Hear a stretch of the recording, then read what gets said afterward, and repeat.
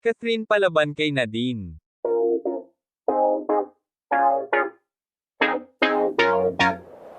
Pinagpipiestahan sa social media ang post ni Catherine Bernardo na binisita niya ang isang waterfalls na may caption na, "One with Nature." Nagpasilip din siya ng kanyang alindog at ibinilad niya ang kanyang sexing katawan habang nakasuot ng bikini. Marami naman ang napabilib sa porma ng wangkete ng actress. Meron din namang nag-aampalaya na nagsabing mukhang tuyot umano ito. Sa isang portal, hirit naman ng kibitzers, palaban daw si ating Catherine kay Nadine Lustre na hot bilang bikini babe. Say pa ng ilang nagmamoldita, nag-aanyaya raw ng showdown sa paseksihan ng aktres sa kanyang kakontemporaryo.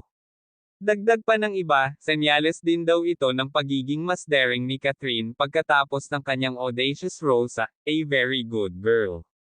Ito ang ilan sa kanilang say. Naghahaman si Tay kay Nadine. Mas undaud naman si Nadine, parang may kulang sa sex appeal ni Catherine. Wow! This is the new Kat.